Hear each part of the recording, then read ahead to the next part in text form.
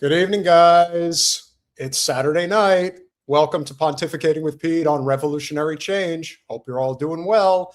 And if you are here, don't be square. Do what we always ask of you, which is not much. Please smash that like button. Please check to make sure you're subscribed. And please share the stream if you would be so kind. Why? Well, if you haven't noticed lately, we have been getting heavily hammered by the algorithm and not getting very much in the way of traction with our clips or our streams. So the important thing to remember is to try to give the algorithm a little kick in the bum if you can right at the beginning. So if you could, please be so kind and smash that like button. We certainly hope that you are doing well. I want to give a shout out real quick just before we get underway. Now, I don't know how long this is going to last, but I am certainly hopeful that it does last for an extended period. So I went on a podcast the other day called Modern Metro Radio with Audi. He primarily operates on Rumble, and he has decided that for whatever reason, I didn't ask him for it, but he decided that he was going to become a contributor to our channel. And it turns out that he is our new $50 a month patron. So big shout out to you, Audi. Guys, check out Modern Metro Radio, MRR, on Rumble, and make sure you subscribe there. Very much appreciated if you do. And so smash that like button, share and subscribe as we ask you to do. And we do this because paying it forward is a big part of why we do what we do on our channel. And it's important to remember that when we are fortunate enough to get to a level where our information is getting out there, which is wonderful, it's also imperative to remember that there are a lot of channels that have much larger platforms and cover, similar topics that we'll cover, but they cover them in different contexts. And so while we're not a channel that necessarily wants to comment on other content creators, because that's not, there is no point in doing that unless there's context behind it. And I bring this up because if you guys have been following, I pretty much have just a handful of content creators that I have been commenting on over the past several months because they are on a similar mission that we're on, which is the dismantlement of the state of Israel. But it runs a lot deeper than that. It's not just one, it's several. And you generally will not see me commenting too much on the bigger, what you would consider left content creator channels, because I don't feel many of them at the very top are on the same path, especially when there is still a significant amount of sheep herding back into the Democratic Party. But I do want to give credit where credit is due, because I do think one of the things to highlight, regardless of where you stand on the political spectrum, is that you will have people that will make it more than obvious. We say 7,000 a month or a 7,000 per message when it comes to the Israel lobby and what they are willing to pay content creators to put out favorable messaging based on their ideology. Well, as I'm sure you all have observed, especially those who have claimed to be America First, MAGA, and all those people in between. I am sure you heard of the conversation that went down the other night on Piers Morgan between Kyle Kulinski and Michael Knowles. I bring this up. Michael Knowles and Kyle Kulinski have both interviewed Jen. Now, as you can imagine, the conversations were very juxtaposed in many ways. With that being said, when Jen was a candidate, as she pointed out, she didn't exactly have the opportunity to give Michael Knowles a piece of her mind the way that she would have liked. I certainly understand that sentiment. Yes, he did, Jen. You went on with Kyle and Crystal on Crystal, Kyle and Friends, I think is what they call it, or if they're still doing that show. But anyway, I think it's imperative that we understand why these guys that are paid have no ideology. They don't have anything that they stand for. But what I'm also going to explain is why there is a lack of seriousness taken with left content creators. Here we go. Agree with all of it, but I do understand the logic to what Trump is doing here. Do you? No, because we don't have a right to act like this around the world. We're supposed to be a nation among nations, not a nation above nations. And they used to at least lie to us in the past and say, that this is good for the world and we're spreading freedom and democracy. Now they don't even bother to lie. Now it's naked, rank, disgusting imperialism where they say, we're going to take the oil. And the point is that we're going to take the oil. We're going to take the minerals. We're going to take the precious metals. We're doing this for our corporations. We're doing it for the Epstein class, the billionaires. And this, to piggyback on what Dave Smith said, is frankly not what many of the MAGA voters thought they were signing up for. They thought America first actually meant America first. By the way, you also replaced the Maduro regime with the Maduro regime. Congratulations on that. It's also been now a week straight of pro-regime protests. Now you have roving gangs of Venezuelan militias that are kidnapping Americans. But again, I come back to the fundamental point, which is if you sign on to stuff like this, you're saying might makes right and the law of the jungle is back. What you're saying is China has a right to go into whatever smaller country they want and depose the leader and say we're doing it because we can and we have the right to do it and we have bigger guns and there's nothing you can do to stop it. So they're never going to address that fundamental question, which is why do we have a right? Do we actually believe in international law, or was that all a joke? Are we rolling the clock back to the 1700s and the 1800s, and we're going super primitive style here? And I think the answer to that is yes, they want to go super primitive style. International law goes back to antiquity. It's not some creation of modernity, whether we're talking about the 1700s or the 20th century. The Geneva Conventions, the Nuremberg Tribunal, the Geneva Conventions and the Nuremberg Tribunal? Yes, those exist, but international laws, the jus gentium goes back to antiquity. However, unfortunately, a lot of our liberal friends think history began a few decades ago. So 2 observations here. Number one, Kyle is correct in that there is this the Don Roe doctrine reenacting this idea of manifest destiny, but we all know what the premise is. It's that the devaluing of the dollar due to BRICS nations coalescing and trying to trade internationally outside of the petrodollar, which will inevitably sink the US dollar as it is being sunk already and has been for quite some time. So the whole concept of let's take over the Western Hemisphere becomes that much more appealing to even those that might be on the fence, fearing the collapse of the American empire. So on the one hand, I totally get that. On the other hand, you also have Michael Knowles looking like the Burger King guy. The only thing missing is the crown, and making a complete fool of himself, trying to discuss what international law is and isn't. And so I bring this up because if you look at these 2 specimen on the screen and you didn't know where their politics stood, I would say that it would appear, again, it would appear that they are not doing such a good job. For whatever reason, when you see people, I would say, conducting themselves in a certain way in terms of their overall aesthetic, you can end up turning a lot of people off and them not even listening to what you have to say in terms of your content if you present yourself in such a way that makes you look like a caricature. And in the case of Kyle and Michael, they are doing that in spades.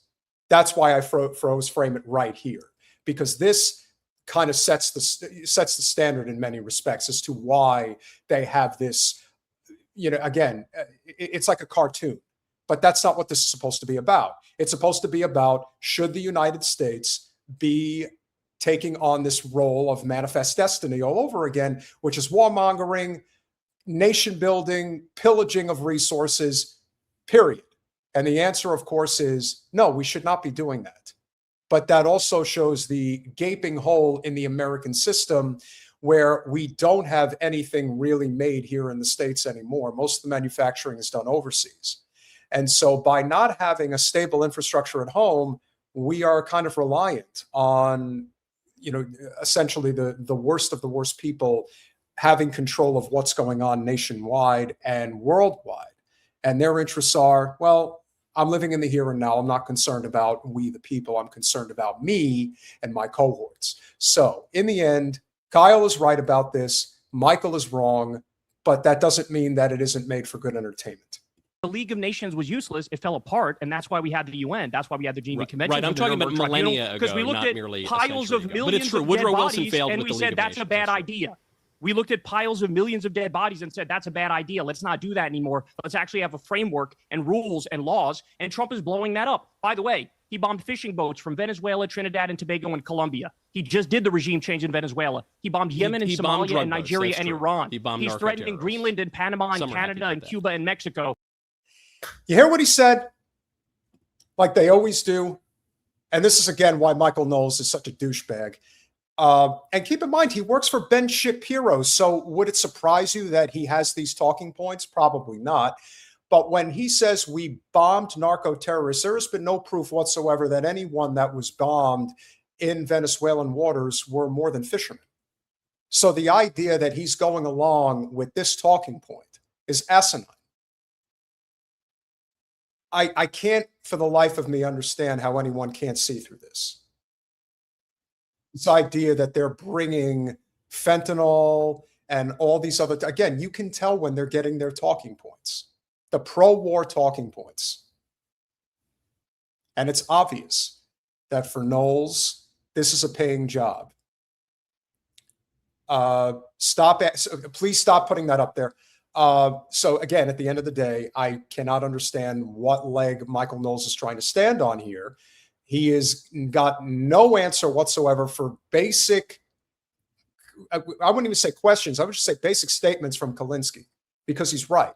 What is the justification for trying to start war in Venezuela, much less continuing war in Gaza and Ukraine, and eventually saber rattling in Taiwan? There is none, except for the very few at the top that will seek to benefit from this, and they will pay grifters like Knowles through the Daily Wire to put these talking points out there, even if it's not true. Remember what George Costanza once said, it's not a lie if you believe it. And you sit there the whole time and act like it's okay. Is there anything Trump could do, Michael Knowles, that you would say, I condemn it, and you hop off the Trump train, or are you going to tickle his taint for the rest of your fucking life?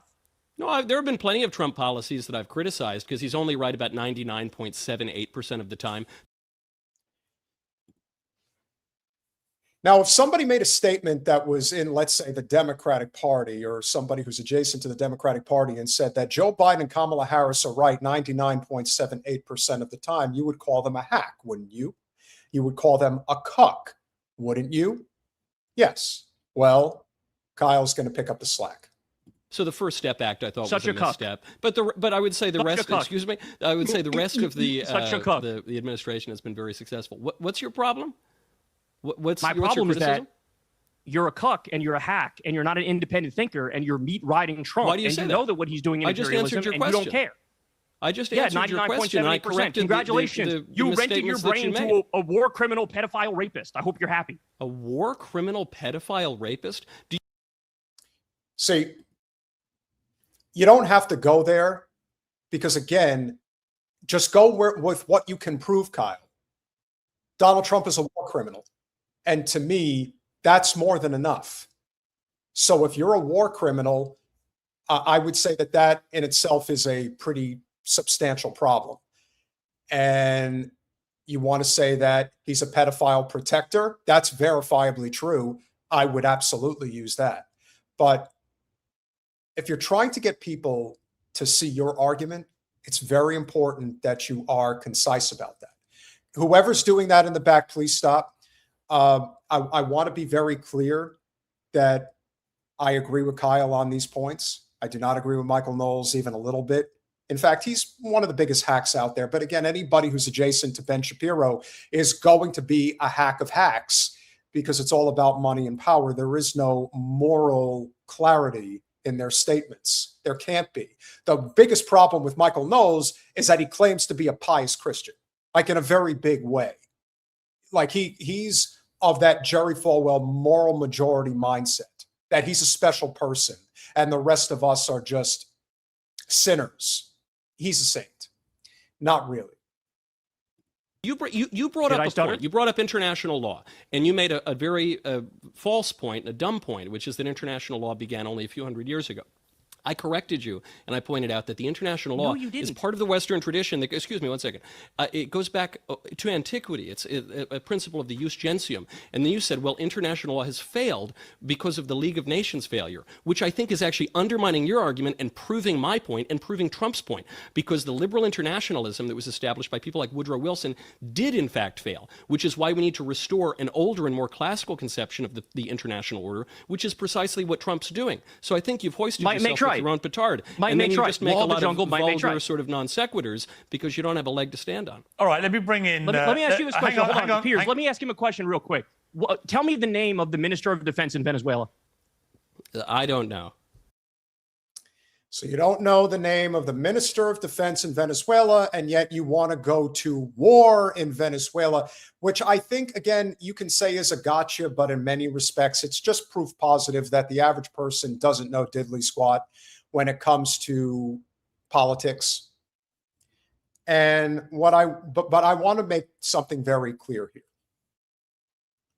While Kyle is making all of these points that I do agree with regarding endless war and what is happening here, there's two things that you have to keep in mind. Number one, he is absolutely 1,000% going to sell the Democratic Party in the midterms and in the next election cycle, because that's what he and Crystal Ball do. You could say it's for their career. You could say it's their ideology. It's what they truly believe. And you would be right in both respects. He can be right here, but he could also be wrong in the long run, because while he is correct about what Trump is doing wrong and Michael Knowles being a complete kiss-ass sycophant, the solution is not to sheep herd people back into the Democratic Party, including the most recent $3.3 billion add-on to the latest bill passed that is being sent to Israel. You know who signed on for that bill? Ro Khanna, who was supposed to be the person that we agree with right now politically that is doing a decent job. But the devil is always in the details. And I have no doubt, whether it's Ro Khanna or AOC, that is going to run for president in the progressive lane in 28. Whoever it is, whether it's one or both, there is going to be a bullhorn the size of the Statue of Liberty coming from Kyle Kulinski saying support these two candidates in the Democratic Party primary and support them for president. And you know what else he's likely going to do? He's going to tell you to support Gavin Newsom if he's the nominee, because we have to defeat the Republicans. We are never getting out of this. Now, I saw the Gavin Newsom interview with Lil Ben, and we will discuss that on Monday. I just want to make very clear that regardless of what he says, what he thinks, I don't think Kyle can be taken seriously when he wears his sunglasses at night. And I can understand why people would be turned off by it. Kyle Kulinski makes a lot of money. He's got the gold plaque to prove it.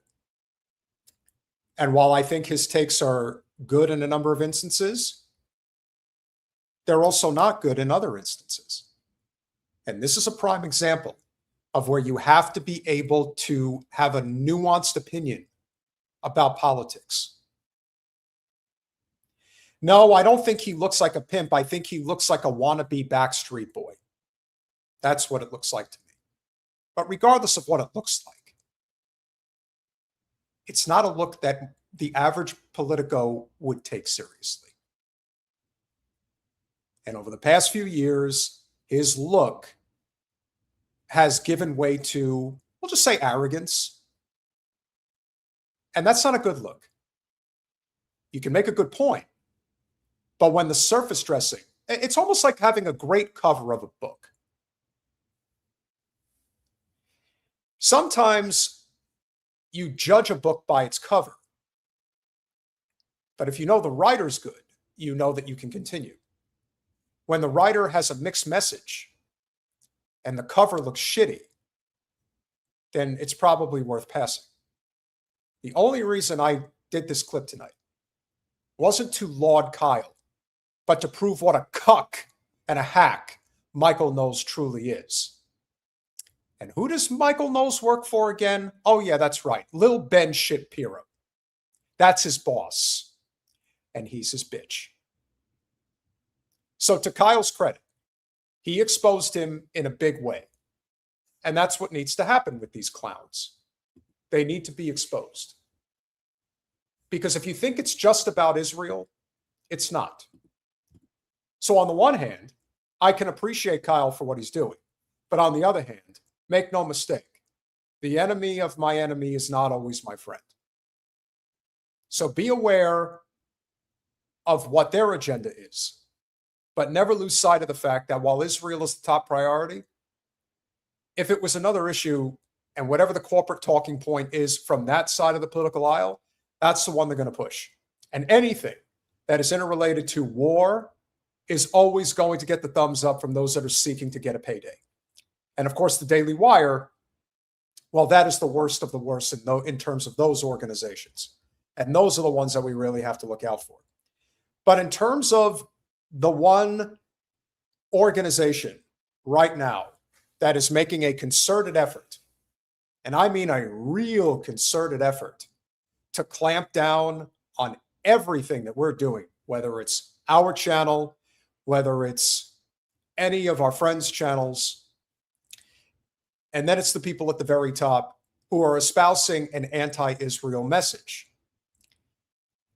The danger in the language that these powerful individuals use, if you saw the clip earlier today about Shabbos Kessenbaum, in reality, Kessenbaum, in terms of being on the totem pole, yes, he has influence, but I would not exactly say that he's very high up on the totem pole. Smash that like button if you haven't yet, guys. Jonathan Greenblatt at the ADL is one of the most dangerous people in political discourse today. And here's why.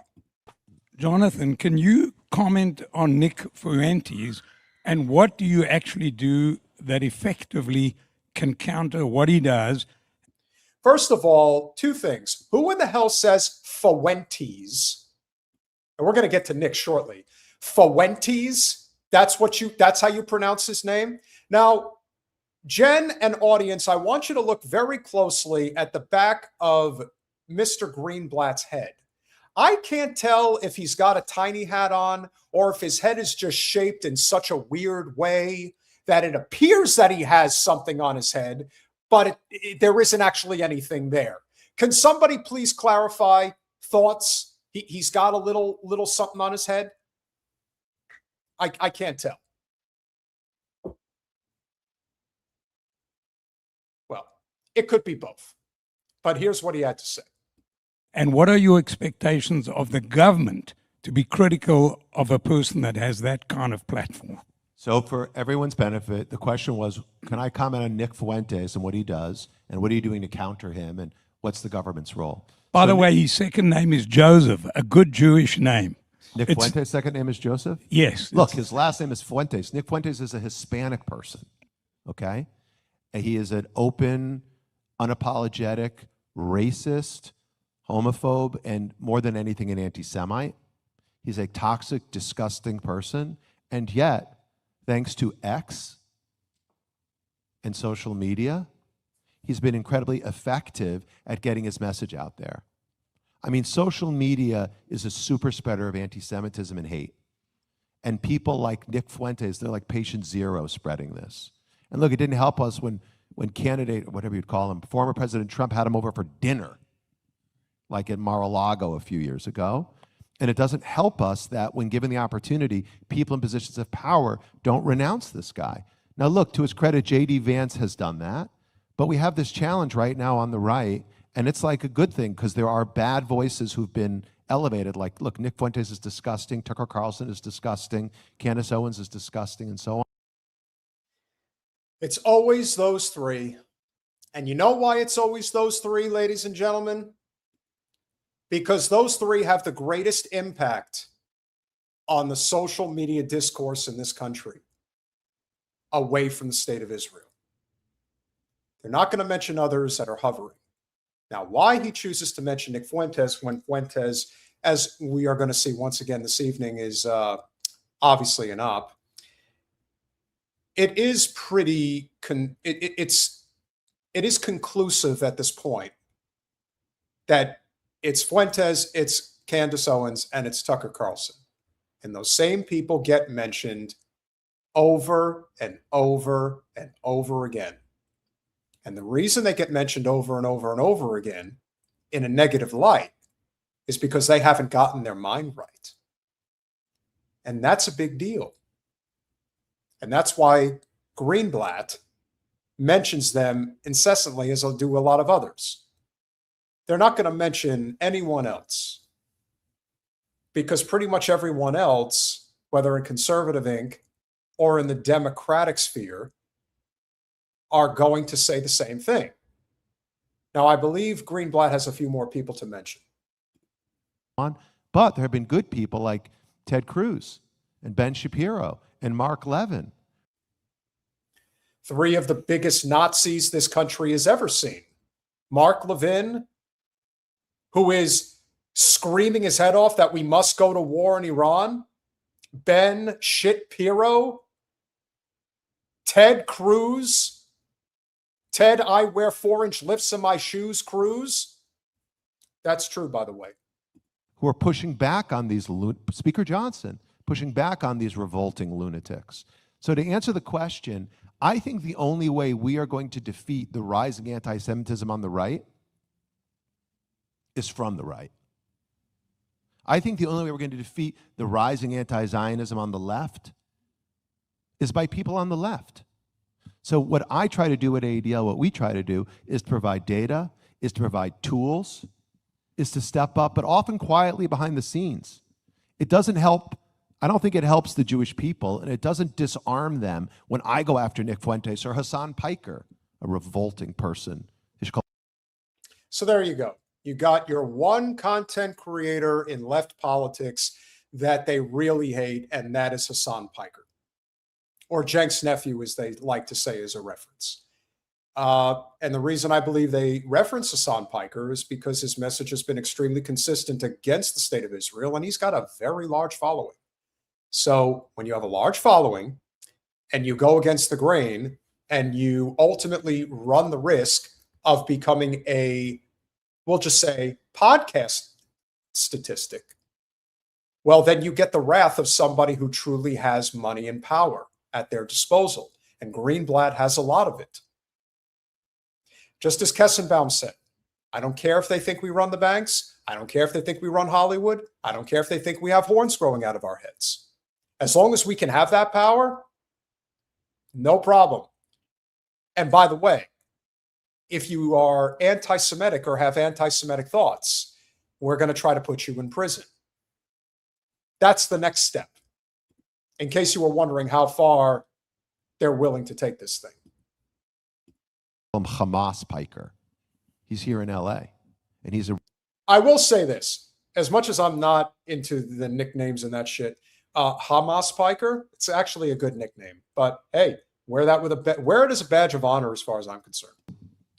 Just a putrid, says horrible, slanderous things about Jews, about Zionists, about Israel. And has a big platform. Yeah, so you might not know Hassan Piker, but if your kids are watching video games, you better believe they do. Because on Twitch and on Steam, he's everywhere, let alone on YouTube and Insta. So anyways, long story short, we definitely are working a lot to try to get the platforms to kind of enforce their own terms of service so that we... Did you hear what he just said? One more time. So anyways, long story short, we definitely are working a lot to try to get the platforms to kind of enforce their own terms of service. What he's really saying is we are threatening these platforms to do as they're told, and if they don't, we will make an example out of them. So their whole goal here isn't to combat the talking points of Hassan Piker, of Candace Owens, of Tucker Carlson, and even Nick Fuentes, or heck, even our little channel. No, the goal is to not actually convince you that the Zionist ideology is correct. It's Stop talking negatively about the Zionist ideology. And if you don't, we will simply get you shut down. We are watching you from afar and nearby. He's not lying. Remember, Zionists, there is no line they won't cross. Laws do not apply to them. They are the chosen people. As you will see, you're going to really enjoy this live stream tonight. We've got a handful of exposés to get to. You're going to enjoy it. But this is a great example. This is a prime example of why the Zionist ideology must die and why we must unravel it from the clutches of our country, our government, and our citizenry. They're never going to stop. You think Greenblatt is going to stop? Again, the Samson option. They're psychopathic, insane individuals. Greenblatt's a bitch, but he's part of that contingent of psychopaths. Jonathan Greenblatt is paid in excess of $1 million a year to be the spokesperson for the ADL, which is anything but what the organization is for. You know, when you talk about, do you stand for the terms of service? Let me assure you that there are no bigger hypocrites when it comes to these nonprofit organizations than the Anti-Defamation League, the most hypocritical of them all. So if anyone knows about saying one thing and doing something completely different, it's this shithead right here. So that we can pull down the most offensive hate speech or get them to do it. But I need people on the right to take down Tucker Carlson, so I'm trying to help Ted Cruz. I need people on the right to take down Nick Fuentes, so I'm trying to help people like Ben, and same thing on the left. I do just want to say, when I talked in the sermon about the nuance of every human being and how we're all children, I didn't mean Nick Fuentes. I didn't mean Nick Fuentes. You know, the problem with these guys is that they don't understand how unfunny they really are. And I wonder if the people in the room even laugh because they think it's funny or because they don't want him to feel bad that his joke landed flat. I don't know. But what I do know is that there is an inherent danger with these people. They want to surveil us all. And while we are under, I would think, totality surveillance at the highest levels of the NSA, I also think we should be very clear that the NSA and any of the alphabet agencies are doing business with the pro-Israel lobby. And that includes the ADL. They get to watch us. And so to the ADL, who I am sure has one of their lackeys watching our channel, I know you're trying to get us shut down. I know you're doing everything to suppress our message, as you are doing to several other channels. And it's not going to stop us. We are going to keep coming, and we're going to keep fighting. Because even if we don't win, we're at least going to know we gave it everything we had. You will not beat us into submission. You will not put us down. And even if you do, we're taking you with us. Too many people are aware now. Just as Obi-Wan once said, if you strike me down, I shall become more powerful than you could possibly imagine. The arc of justice is, well, I don't know why I can't say the saying right. I still can't say it right. I'm trying. Let's get over 700 live viewers. Come on, guys. Let's keep going. The arc of history is long, but it bends towards justice. I believe that's how it's said. And if somebody in the chat wants to correct me, please do. But therein lies what I think is a key component here. Does the arc of history bend towards us? Well, I think so. And the night is darkest just before the dawn.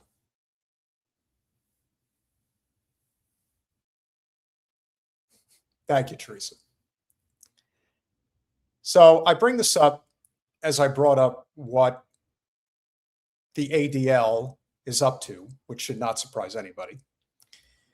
But they reference Nick Fuentes in particular pretty hard. Now, I am here to tell you that if Nick Fuentes was truly a threat to the establishment, if he was truly somebody that was a threat to the state of Israel,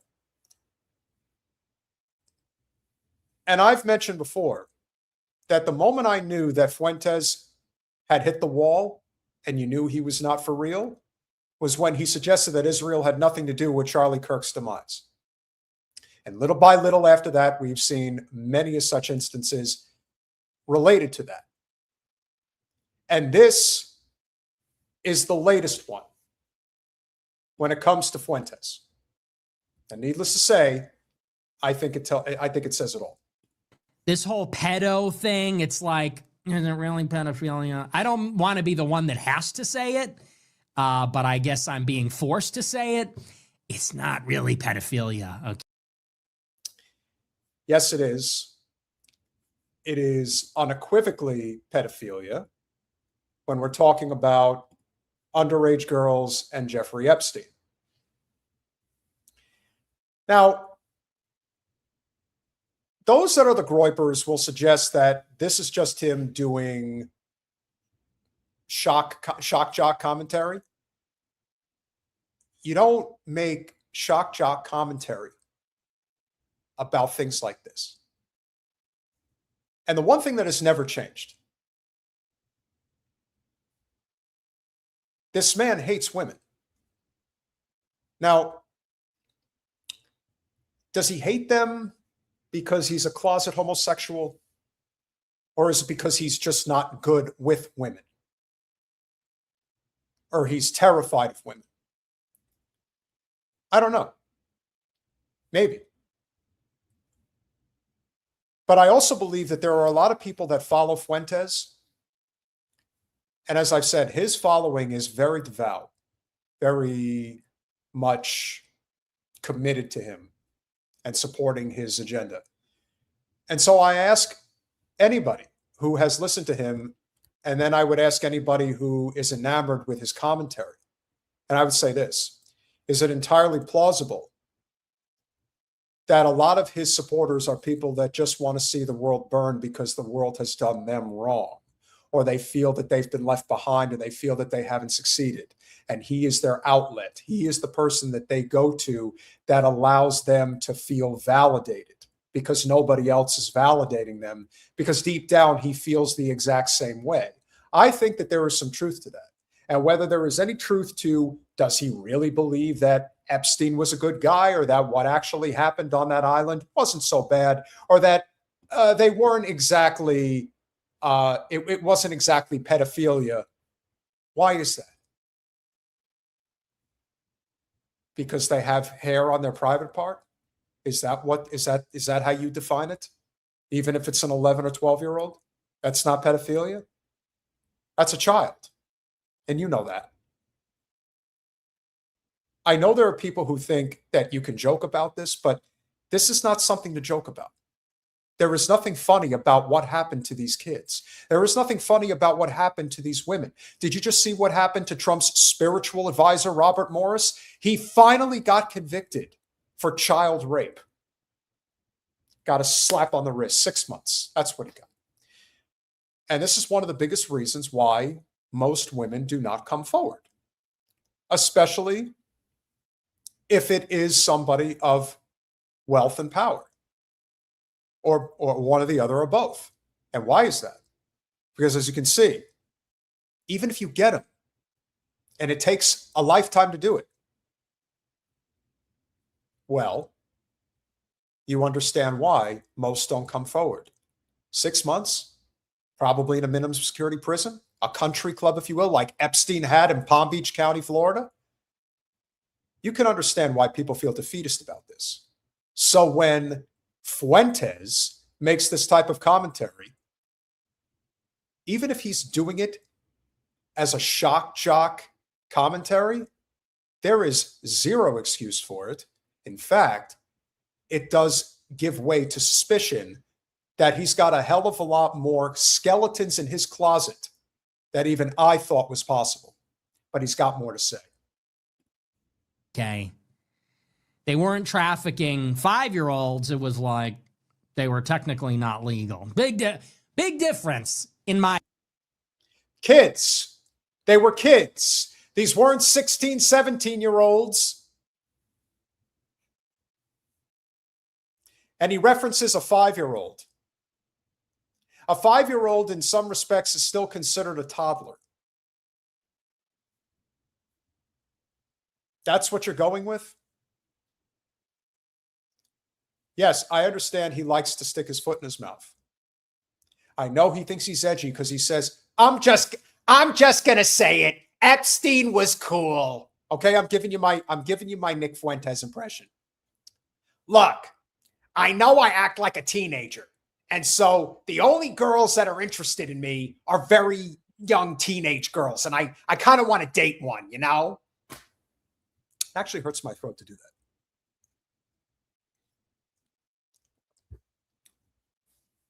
Yeah, somebody's got to check out Fuentes' hard drive. But again, if Fuentes is protected, then it doesn't matter. My opinion. I know that's a controversial take, but that's not really the issue there. Okay. The issue is not that they were barely legal teens, which is what it is. It's horrendous. It's awful. It's pedophilia. Okay, relax.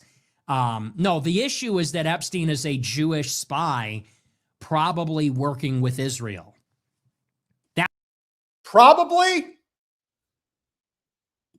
Jeffrey Epstein probably working with Israel? That's what you've come to now? That's your excuse? Come on, Nikki.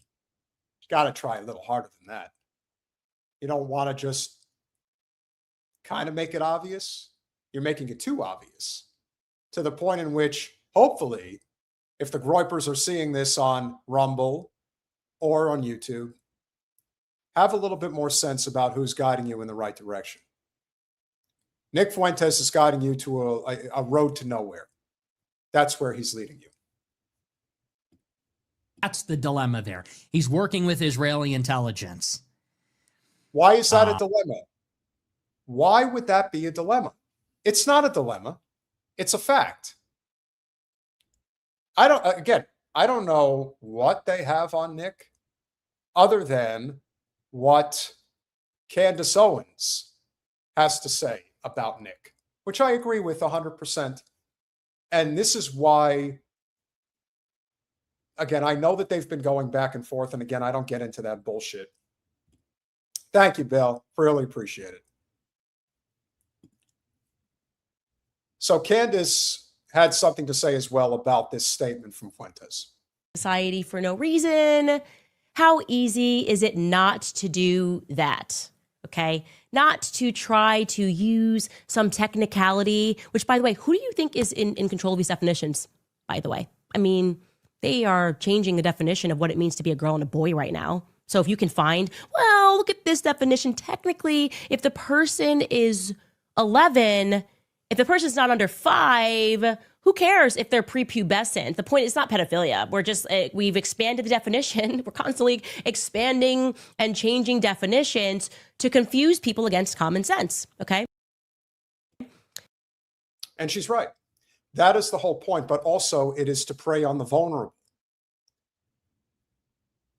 You know, when I grew up, I remember this one girl, this Russian girl that I went to high school with, cute girl, but, you know, thought she was a lot more mature for her age than she really was. She was 13. She's dating a guy who was 17. Now, even that, I think, it's really crossing the line. Now, is it consensual? Probably. But make no mistake, there's a lot of consensual relationships out there that are just inappropriate. Does anybody think it's really appropriate for Leonardo DiCaprio, who's, what is he, 53 today, something like that, and he prefers girls that are like 21? Yeah, I think that there's something to be said for chasing after vulnerable. I think that there is something to be said for that. And certainly, certain people mature faster than others, but That's not what we're talking about here. We're talking about kids. And this is the part where I agree with conservative America, real conservative America. The loss of innocence with children, particularly in the last generation or two, can't be denied. People grow up way too fast. There's something about being a kid. And there's so many things that get taken from you when you're abused, especially young, and especially when you don't understand it. And it is far more common than people let on. As I've pointed out before, when the movie Taken came out back in 2009 with Liam Neeson, that movie really struck a nerve with a lot of people. And the reason I believe it did is because a lot of people have been affected by different forms of trafficking and abuse. And so to even make light of it, to joke about it, to suggest, oh, is it really that big of a deal if they're 12 or 13? To even hear that is disturbing. And the only reason one would even suggest that is because that's what they're interested in. And they feel that if they ease into it, that they can get away with it. Well, they could feel that they're the only ones around who feel that way. Yeah. But Candace is right. There is this blurring of lines that's been going on for far too long, and we cannot ignore it, and we can't pretend it's not happening. And there's a reason why there's been a massive conservative backlash in this country when it comes to social issues. Now, those are not, they're not kitchen table issues when it comes to paying bills, but they're still pretty big. And they have defined a direction that a lot of people are going in. Now, don't get me wrong, a lot of people who are not so up to snuff and not on the level are taking advantage of it and using it as political cannon fodder. And that's an even greater danger. So I'm speaking from my own personal perspective.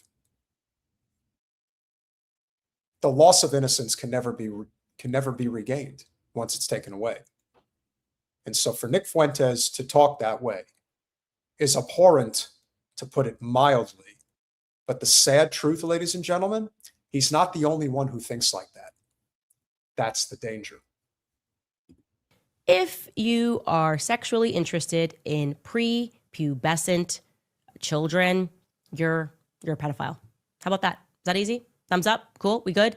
And what is just so remarkable to me, and like I said, I've been fine with him doing his thing. Obviously, he's a federal informant. It's ridiculous for people that don't understand that. It's ridiculous that people just keep following him despite the overwhelming evidence. I mean, this guy took a meeting with Dan Wilkes' partner after years of screaming about Ben Shapiro and talking about Israel. And all. He took a meeting with Defend Texas Liberty and Ferris Wilkes' partner, and pitched, one reporter got documents, was pitching to sell the data of his followers. And people were like, that's fine. He led people into a cap.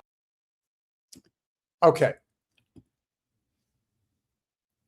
One of the dirtiest secrets about politics, ladies and gentlemen, especially if you ever donate to a political campaign, if you don't know this, with very rare exception, our congressional campaigns for Jen are a couple of those exceptions.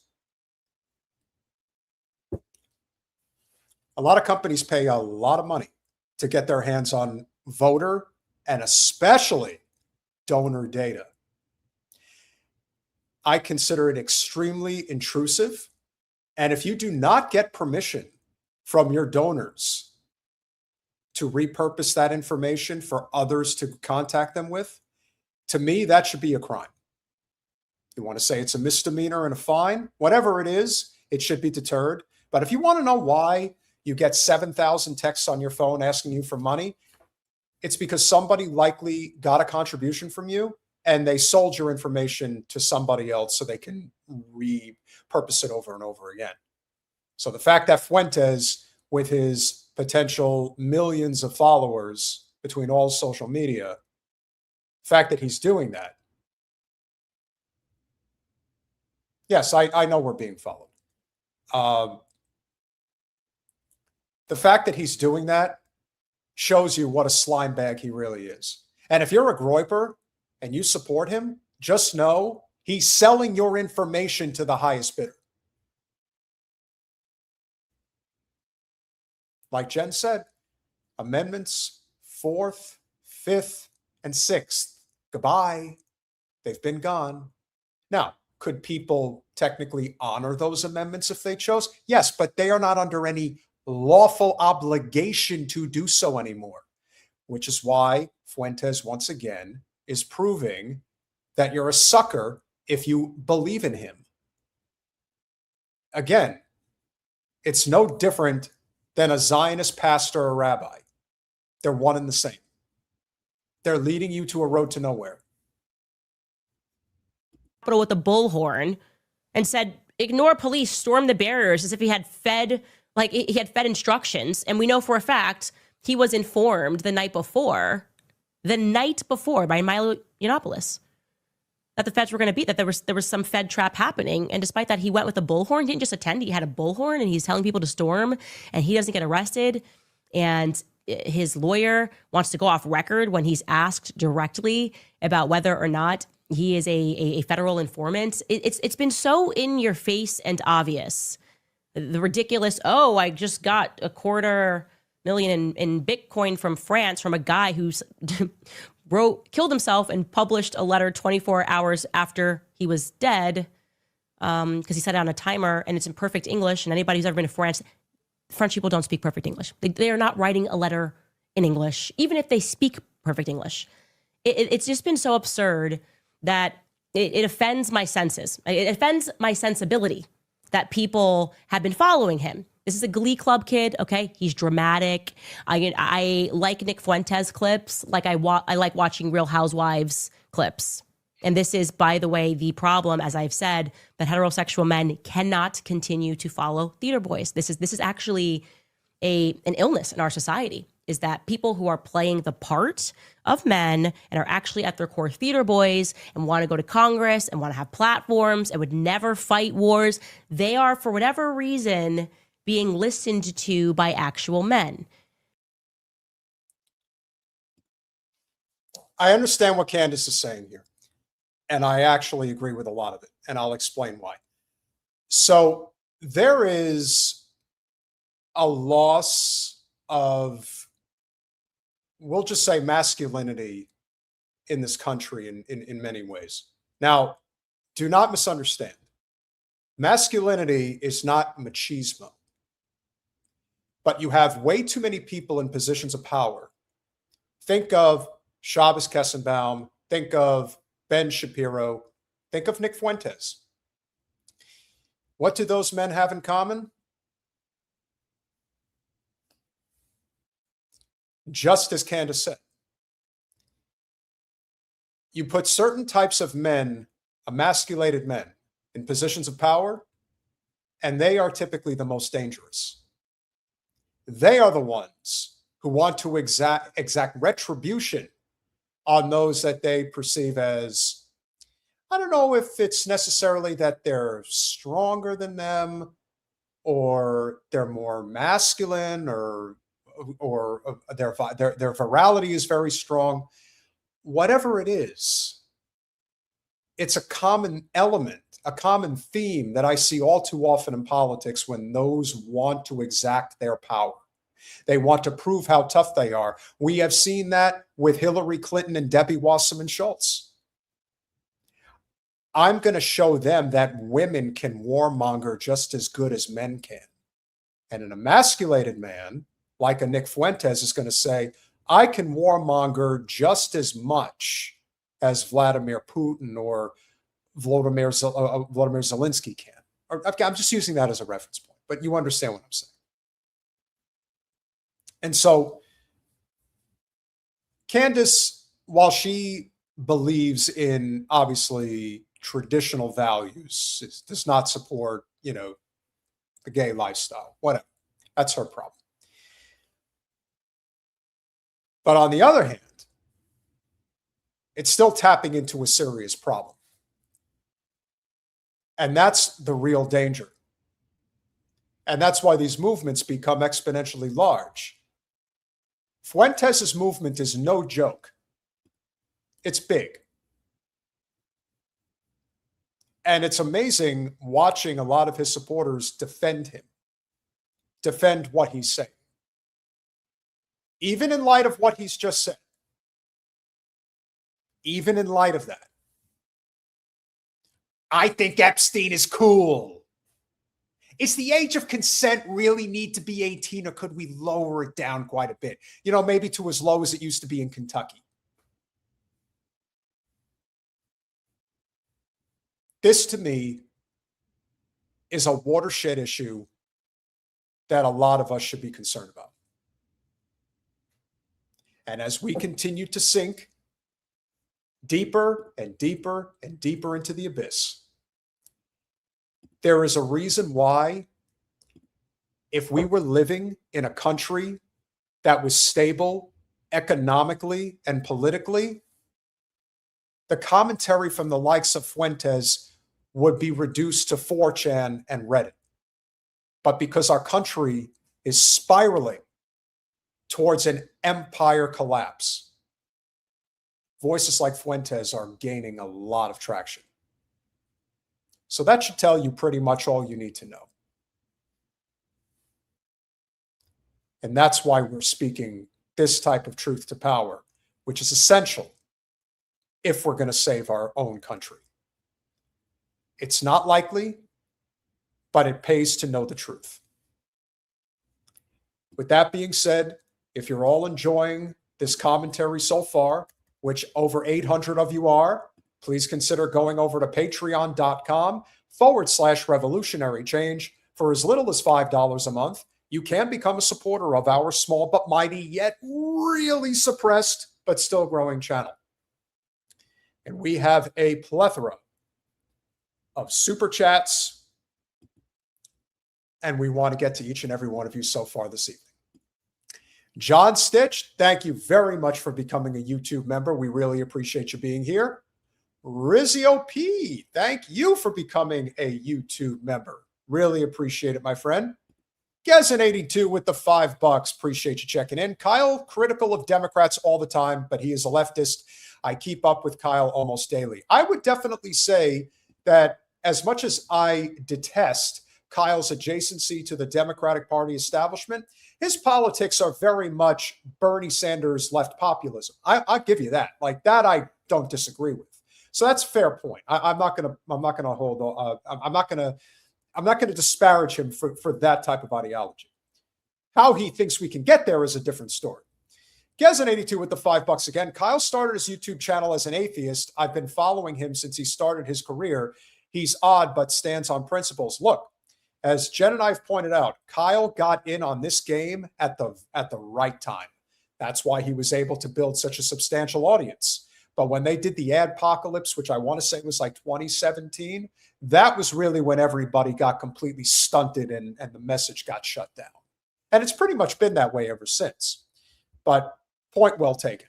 Jay Frog with the $10. The problem with Kyle isn't that he's not principled or has bad takes, but that he is a blue no matter who shill. He criticizes the Democrats, but always supports them in the end. And again, if you are not willing to not support them, then why would anyone believe that if the front runner, in all honesty, because of how the primary is set up, if the front runner, being Gavin Newsom, is not the nominee, but let's say he is, do you really think that Kulinski is not going to have his supporters or followers say, you should go vote for Newsom if you live in a swing state? You could vote for whoever you want in a safe state, but in a swing state, do your job. That's what he's always done, and I have no doubt he'll continue to do it. Uncommon Magic with the $5. Back in the day, the little hats used to come with a propeller. Jen is really good with the graphics, and she put one of those little propeller hats on little Brian Stelter way back in the day. Maybe you could find that graphic, Jen. That was a great one. Peter Busted with the £2. Thanks, Peter. Thank you, Peter. I have not gotten to London yet, but if I do, I probably will get on one of those. I don't know. It's not a trolley. I forget the name of the bus. But Peter Buston becoming a YouTube member. Thank you very much, my friend. I really appreciate it. We really appreciate it. Medio with the 199. Nation built on deception will never be a nation. Agreed. Gezen82, thank you for being an 8-month member. Fuentes is advocate for lowering age of consent. Yes. And while there are people who are saying that there isn't a big difference between, let's say, a girl who matures faster than a boy and there's like a 14-year-old dating a 17-year-old, again, there's an argument to be made for that. But you have a 27-year-old arguing for the age of consent to not be a big deal if they're 11 or 12. You think that's not a problem? I think that's a big problem. Huge problem. Uncommon Magic with the $2. Nick wants a Trump B-Day card. Maybe he does with little funky drawings in it too. Gezen82 with the $5 again. Age of consent is 18 for medical reasons. Child death and mothers die a lot. Fuentes. Yeah.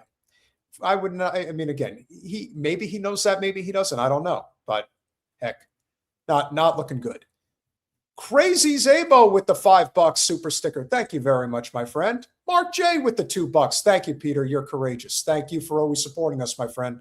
Peter Buston with the £2 again. Candace is keeping Kirk at the top of the news. I agree. She's actually very good at doing that. Gezen82 with the $2. Nick's girlfriend is underage looking anime waifu.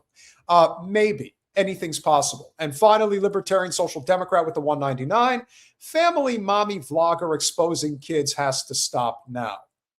No argument from us, my friend. No argument from us.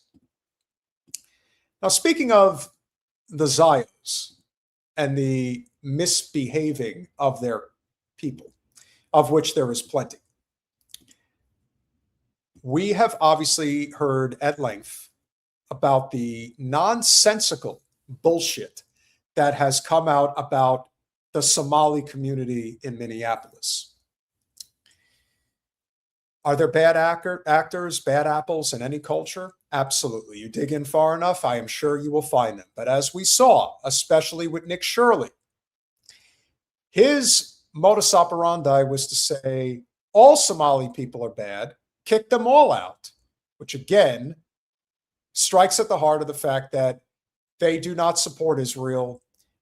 And Somalia, I believe, is flushed with natural resources. And we have to find scapegoats in our society. But if you think that any of those talking points made any sense when it came to disparaging the Somali people, or if anybody for that matter took that seriously, I'm not sure who did. I know I didn't. And again, like I said, you judge them on an individual basis. I want to give a shout out to Tyler Oliveira, who did his own expose, following the people around in their community. Well, it turns out that there is a village in New York, and I believe the name is going to scroll because I don't want to mispronounce it. 44,000 super religious Zionist Jews live in this community. Here we go. I don't want my kids to play in the house of a secular guy. This is Curious Joel. You're a heathen. A village of 44,000 Hasidic Jews in upstate New York that primarily speak Yiddish, have an average of 7 kids per family. How many kids do most people have out here? 17, 18. How do they... Okay. Can we just start right off the bat with this idea that 17, 18 kids, when you consider the problems we have in this country with resources and the inevitable problems that will continue to occur as a result? First of all, this is why I am such an adamant believer in the separation of church and state. If you want kids, there has to be a cap of some kind. 17, 18 kids, and they get to live on welfare? No. Can't have it. And nor should anybody accept it. That is not anybody else's responsibility but yours. But as we know, different rules for thee. They get away with it because they're protected financially as a result. 17, 18 kids. It's one of the poorest towns in America, with 40% living beneath the federal poverty line. Many men here are religiously studying the Torah full-time and heavily rely on public assistance and welfare in the form of Medicaid, housing vouchers, food stamps, and cash aid to support their giant families that God commanded them to have. And the village enforces strict gender roles, modest dress codes, and sends their kids to private religious schools. And why is it okay for Jewish people to live together in a homogenous Jew-only community, but it's illegal when white people try to build their own? I pulled up to Curious Joel myself to see what's going on. Welcome to Curious Joel, a traditional community of modesty and values. In keeping with our traditions and religious customs, we kindly ask that you dress and behave in a modest way while visiting our community. This includes wearing long skirts or pants, covered necklines, sleeves past the elbow, use appropriate language, maintain gender separation in all public areas. Thank you for respecting our values. Let's pop in here and say shalom. Lots of people praying. Hi, shalom. Okay, so it says entrance for members only. Not sure what it takes to be a member. What does it take to be a member? Do I have to be a Jewish to enter? Okay, I'm not sure. I'm not sure the schedule exactly, but 9 o'clock sharp, they're not at work. What is this?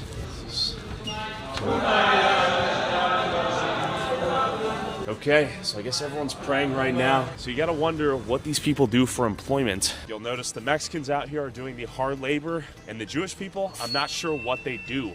Maybe we can ask this guy. Excuse me, what do most people do for work out here? You don't know? All right, cold shoulder. Question for you, sir. How long do people pray per day? Okay, what do people do for work? I'm not a news reporter. Okay, what do you do for work? Okay, you don't want to talk? How many hours a day do they pray? 3 hours a day. Do people have 9 to 5s? Yes. Like what industries are they involved in here? Construction, all other type of industries.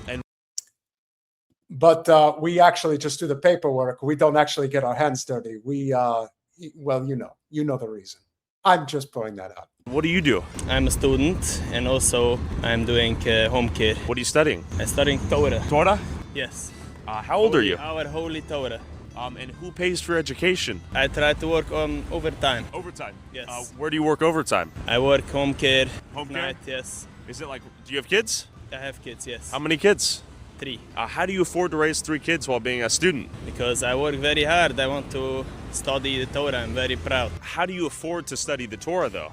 God help me. Does the American taxpayer help you too? Also, yes. Yep. So in other words, yes, they do in a very substantial way. So to me, it's actually pretty simple. The reason this happens and the reason they're able to get away with this is because it's kind of like a voting block. And in many ways, if one side of the political aisle, whether it's for the state legislature, state senate, congressional seat, governorship, senate, you make deals.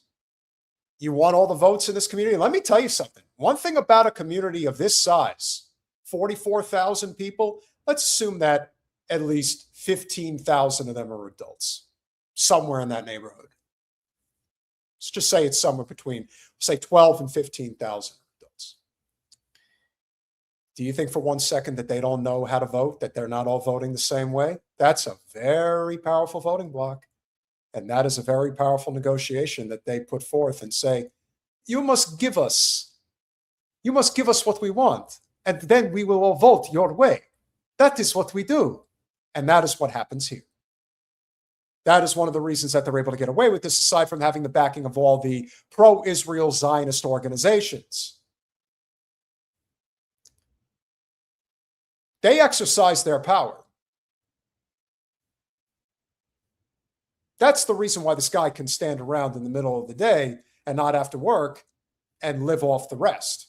That's a reality. How many people out here are on like welfare in the form of like housing assistance or Section 8 or EBT, SNAP, Medicare? Yes. And that allows you to study the Torah? Yes. And raise your kids? Yes, thank you. And how many kids do most people have out here? 17, 18. How do they afford 17, 18 kids? They are proud to do what the Torah says, that you need to be multiple and fruitful. Wow. And do you think there's welfare abuse in the community out here? No. No, because they actually have the kids? Yes. They have the kids. Do they get tax credits for the kids? What they get, but they are all doing to keep our Torah, yes. Keep the Torah? Yes. And what are your thoughts on people out there who can barely afford to have one kid? If they want, they can have one, but if God's given them more, it's very proud. It is very dangerous to take the Bible or the Old Testament or the Talmud, which I am not sure which is which, but we are going to be having Rabbi Yaakov Shapiro return. He is a fervent anti-Zionist, and he is going to explain the Talmud to all of us. But as I've pointed out, if you do not have the separation of church and state, or in this case, synagogue and state, you get this shit. Now, in a country of 350 million, is this the biggest issue going? No. But it is a big issue, because they have a substantial control over a political and economic system. And that is why they're able to get away with this. But trust me when I tell you, I grew up not too far from Lakewood, New Jersey, about 30 minutes away. I know the community pretty well.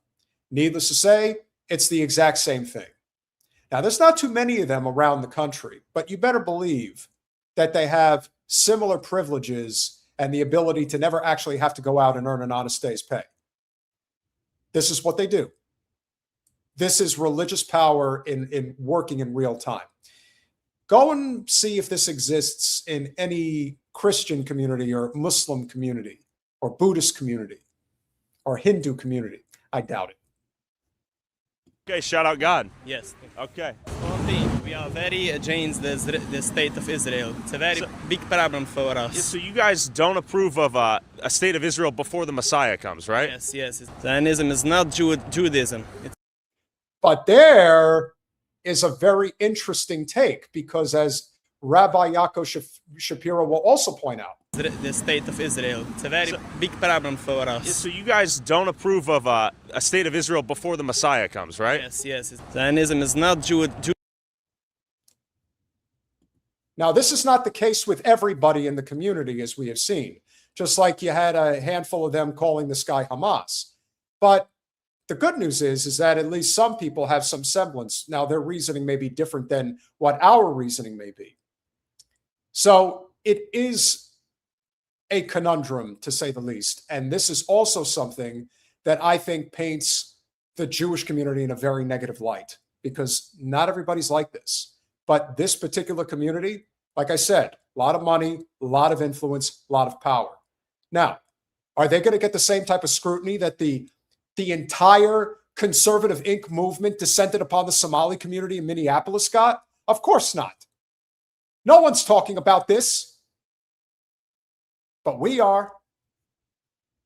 Judaism. It's a very other thing. Question for you, sir. What do you do for work out here? Are you on the phone? Or are you listening to the radio? Okay.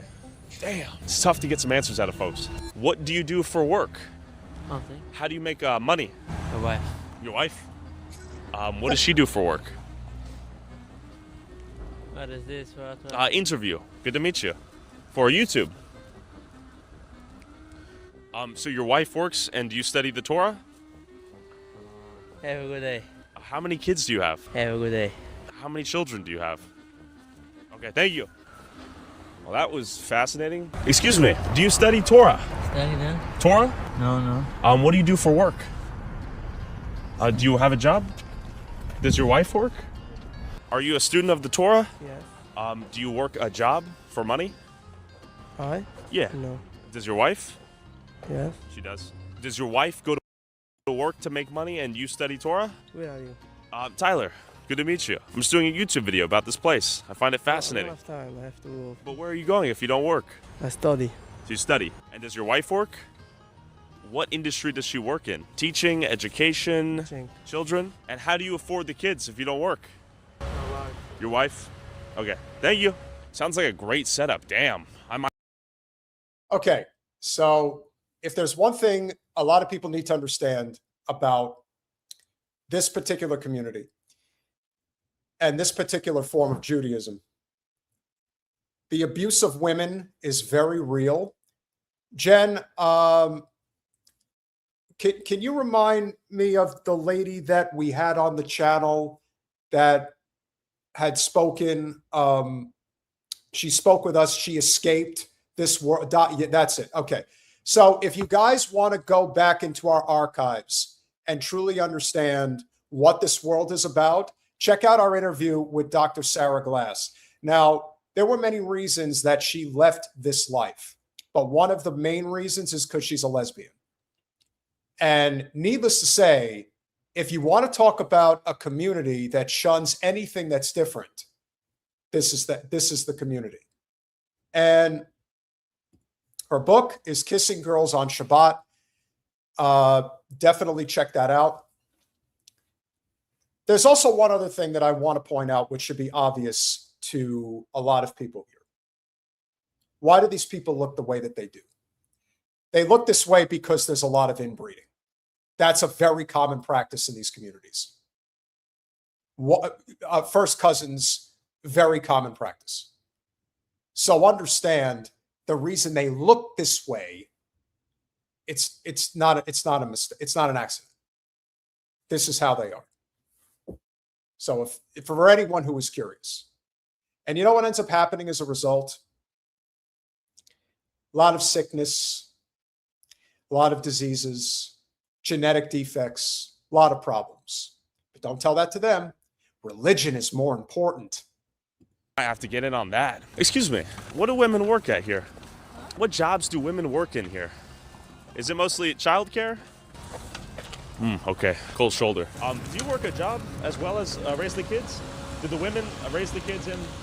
Okay, tough to talk to the women out here. How do people afford to have families? So like as you raise baby, do you also go to work at some point? What do you do for work? Do you study the Torah for a living? Do you study the Torah? Do you work a job? No? Does your wife work a job? Are you a student? Do you work? Are you a student? Man, I can't do this anymore. Question for you. Do you study Torah? Do you study the Torah? Excuse me, sir. Do you study the Torah? Hey! Oh, you speak on his behalf? How do you know that? Get on out of here. He said he doesn't want to give an interview. How would he know? Do they communicate telepathically via hive mind? Hi. Tyler, yes. How are you, my friend? How are you doing? Yes. Wow. How are you? You want to say hi? Independent journalist. Yes. Lucy, you want to say hi? No. Okay, how are you doing? Do you want to tell me a little bit about this place? Sure, we grew up here. Okay. It's a very nice place. Yeah, and it's mostly Hasidic Jews? Yes, okay. It's only Hasidic Jews. And it's one of the most biggest growing towns, right? By percentage? It's the biggest in the Big families, too. Big families, right. How do people afford to have such big families out here? I'm not saying anything. What do you mean? How do they have such big families? We believe in God, that God created that. Okay. Hey, thanks for saying hi, my friend. I don't know who you are. My name's Tyler Oliveira. I don't talk to suspicious persons. How am I suspicious? I don't know who you are. Damn, ouch, that hurt my feelings. Do you study Torah? Or do you work a job or own business? Everybody here works a job. Well, that's not true. What's up? They have Torah and they work. That's not true. That's a lie. That's not true. Suspicious person. That's not true. You're a suspicious person because you are exposing their grift, an actual grift. You see, in the Somali community, the people actually work. There are people that I am sure, like any community, there is a grifter or two, or 3 or 10, but this entire ideology, all of it, is a grift. If you want to do this in your spare time, practice whatever religion you want, but the state is paying for them to do this. And that's a lot of money. That is a lot of money. This isn't 1 or 2 people running a multi-million-dollar scam. This is a, dare I say, multi-billion-dollar scam that has been run for generations. but no one says anything. What could it be? Could it be the pro-Israel lobby? Maybe. But it's just coincidence. I've talked to people, they said some of them just study the Torah. They told me themselves. Well, some. So who's the liar? I understand that. That's what I'm trying to figure out. I don't know who you are. I'm just asking questions. How many children do you have? You work for Hamas? What? I'm journalist. I'm just exploring.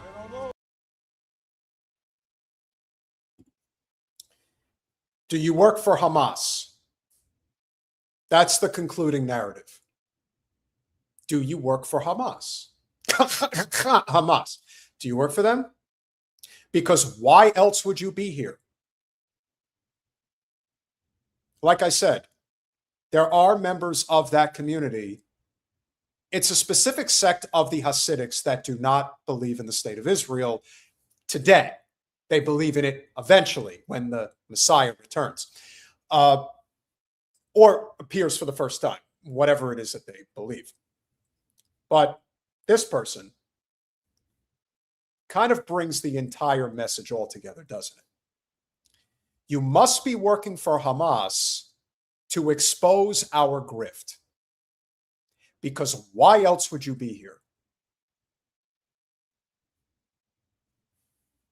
Now, kudos to Tyrell Oliveira. Check out his work if you can. But I got to tell you, when I dug in a little deeper on this, I saw a response from a gentleman who, let's just say, if you thought those individuals that we just showed you were nauseating, this is even more pathetic. Good Erev Shabbos. It's your boy Clappy over here. I want to talk to every resident of Kiryas Yael. I want to talk to every Jew in the world, every Hasidic Jew, every Frum Jew, every modern Orthodox Jew. We're all one. Do not be insulted by some Jew haters' BS about Kiryas Yael. They hate the Jews because they hate the Jews. It's the oldest hatred in the world. They hate us when we're rich. They hate us when we're poor. They hate us no matter what. If we defend ourselves after October 7th, they hate us. But when thousands of people are being brutally murdered in Iran, they don't say a peep. So now it's Iran. It's actually Iran. That's how it's pronounced. And for this Shmuley knockoff, you know, they all look alike. You're not helping your cause. You're turning more people off to your ideology, which is great because that's what we want to see happen. We want to see your ideology completely collapse because that's what should happen. Yes, but they deserved it, Medio. Don't you understand? Because as that other heavy-set looking bearded fellow once said, hey, if I don't take this land, somebody else will. Hey, if I don't kill all of the Arabs, then they're going to kill us. So we have to do it. Not a peep about all the people in Iran. I was on Fox and CNN today. I had to scroll for an hour to find an Iranian story. They love dead Jews, and they like talking about the Holocaust, but a living Jew they hate. How many minorities in America, all their kids go to public school for 40 grand a year, and they're dumb as doorknobs. They learn nothing. They don't know how to spell apple or pizza, okay? Well, you certainly know a thing or two about pizza, probably not very much about apples, but I will say this. Anyone who apparently is paying $40,000 a year for public school, please enlighten me. Who is paying $40,000 a year for public school? I can assure you that anyone who is paying $40,000 a year for private school, private education, that's at the very top. You mean like the very rich that live in Brooklyn and Manhattan? Again, they live in very small bubbles. They don't really interact with people outside of their ideology or people that look any different than they do, which is why when they saw that man walking around, Tyler Oliveira, they reacted in such a defensive way. Why would they? They never see anybody come into town that isn't like them. They're immediately suspicious. You're Hamas. That's why you're here. I said that there is only so much we can do for the Palestinian people, but you know what we can do? We can dismantle the Zionist state in the United States. That we can do if we are a United States against the Zionist state. Thank you, Hamburger. I didn't know that.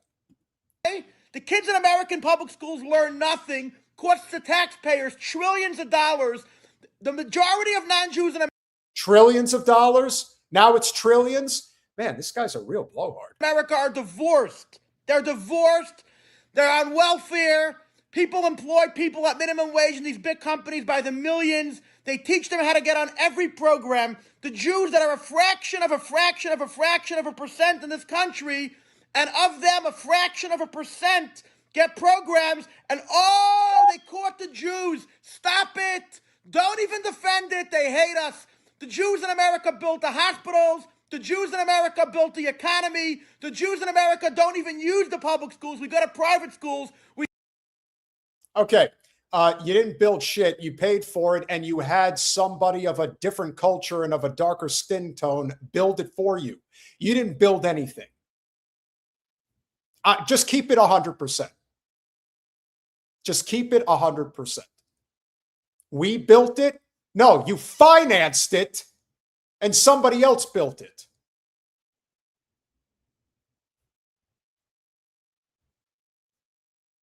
Shame on this bastard. We save the government trillions. Stop defending ourselves. They hate us because they hate us. Keep your head held up high. Am Yisrael Chai. Ich hab sie alle in Bud. I'm this girl high. I got something better for you. Get the fuck out of this country. If anybody should get the fuck out of the United States of America, it's people like him and everyone who supports his ideology. That's who should be getting out of this country. And you know what? We would all be better for it.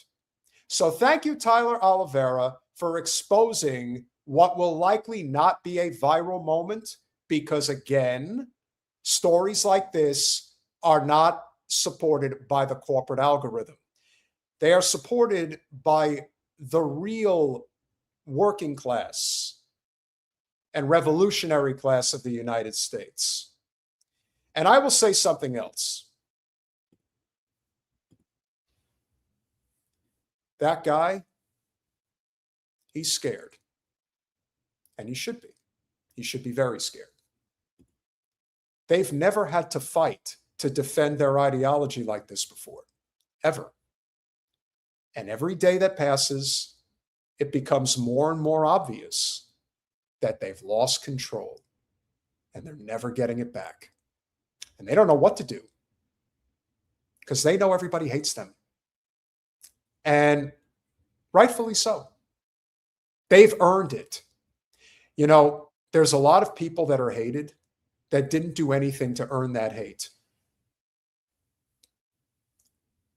But the Zios, they've earned it.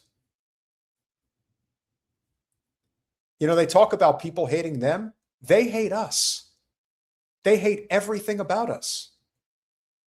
They just like taking advantage of our money and our power. It's like the host.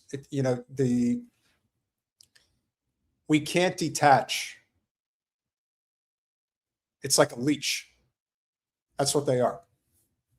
It's like a leash that's attached to us. And we can't take them apart. They are, as Jen said, they're a parasite. That's what they are. And for the people that are Jewish, that are here in the chat, and especially for those that are still on the fence about what they should be doing,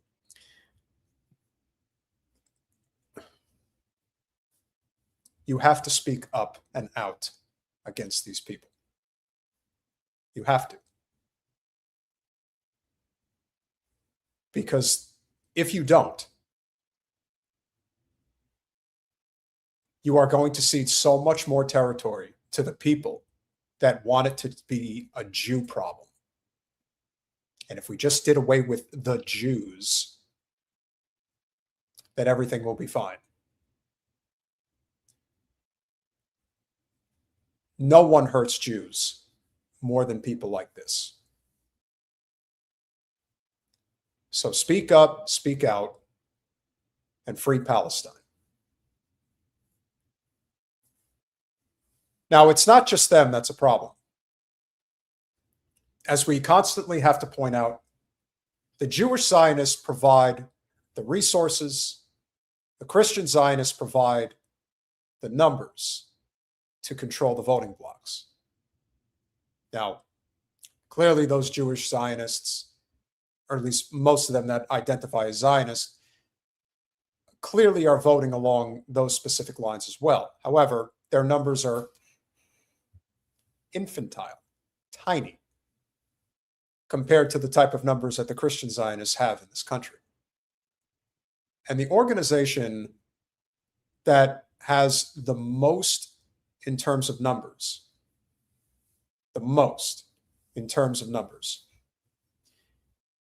is Turning Point USA. That's why that organization has become, in so many respects, a dangerous organization. Now, they're still going, but they shouldn't be. I don't know how they haven't been given an audit. They have a state senator that's mixed up in perhaps cooking of the books, among other things that have happened.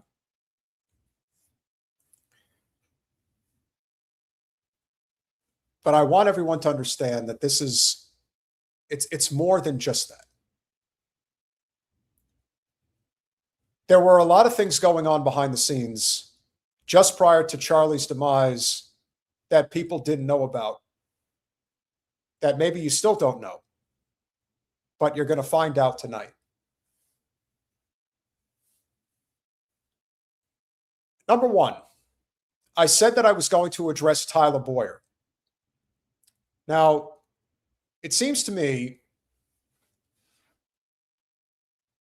that I had been mistaken way back when I thought that Andrew Colvin, who I still believe is a suspicious individual, was involved in what went down on September 10th. It turns out that the person who had interrupted an interview when a young man on camera said, "Yeah, I thought Charlie had something in his neck explode." And then that person automatically ushered them aside and told them, "You're not talking." Now, why would somebody like Tyler Bowyer do such a thing? Well, it turns out that Tyler Bowyer has had quite an advantage, or has been given quite an advantage. And that advantage starts with the President of the United States.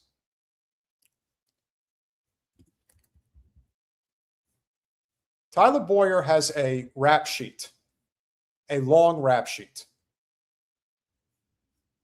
Forgery, fraud, conspiracy,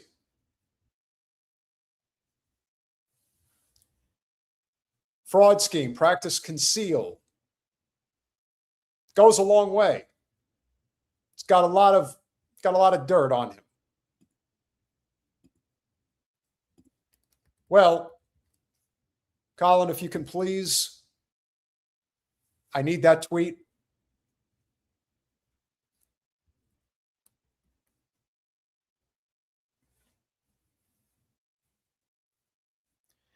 Tyler Bowyer, to those who don't know, was pardoned by President Trump. Yeah, that's right. Tyler Bowyer was pardoned by the President of the United States in November. I didn't know about this. Colin, can I have the one that I asked for, please?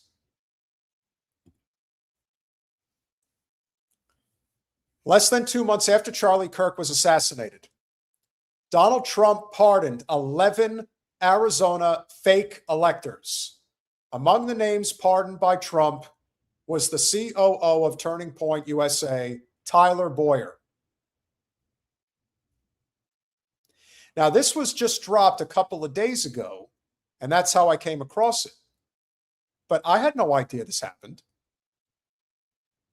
Now, again, it doesn't surprise me because Trump is pardoning everybody that, regardless of what level of criminality they've been involved in, if they've donated to him in any capacity, he's going to make sure they get taken care of. But the idea that this was somehow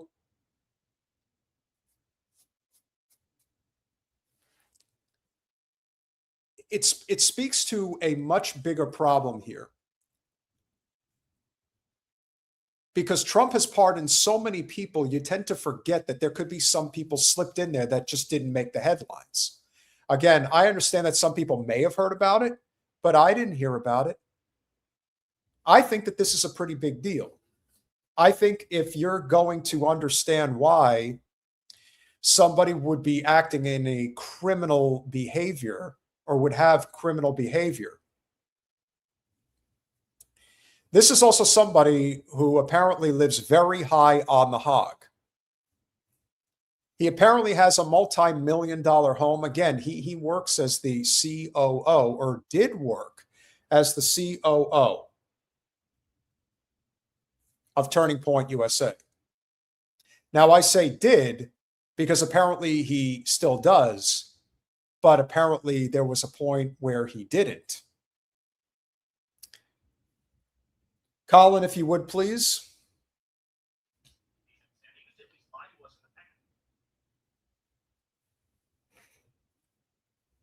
Presidential proclamation was signed on November 7th. Tyler Bowyer was one of those people. Now, what makes this more interesting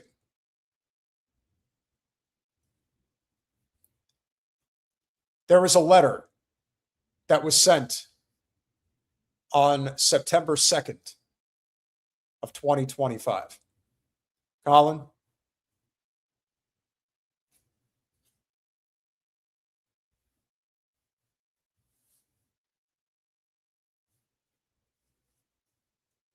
Just pull up what you put up there first.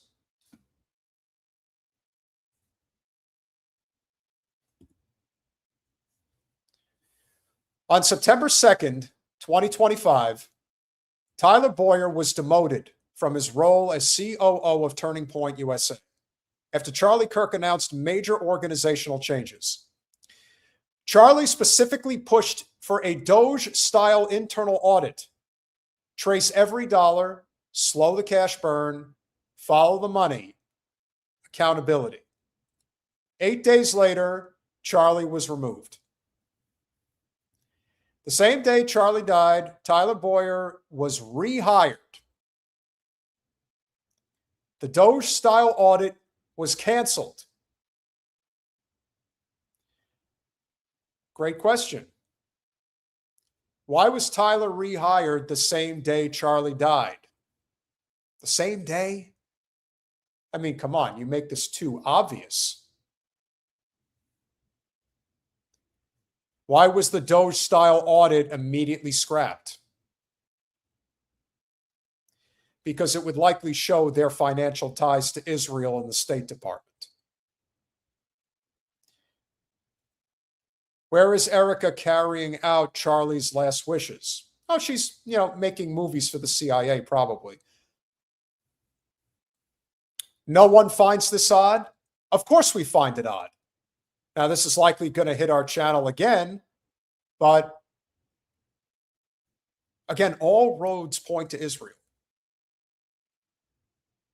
And why does asking these questions make people so uncomfortable and angry? Because you're getting too close to the truth. That's why. Colin, can you blow up that letter, please?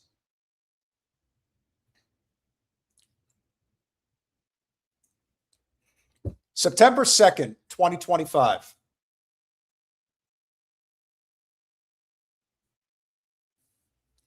Dear Team America. You see, I'm sorry, but when I see Dear Team America, I think of Team America World Police. Effective immediately, Justin Strife is taking on a new elevated role with Turning Point USA as its COO.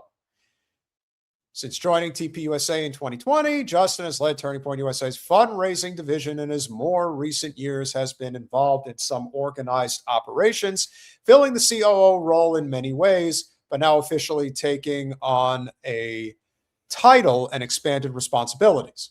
Scroll down, please. In the COO role, Justin will directly oversee development, events, finance, TPUSA Faith, media, marketing, productions, asset management, distribution, Turning Point education, Blexit, HR, and legal. Justin will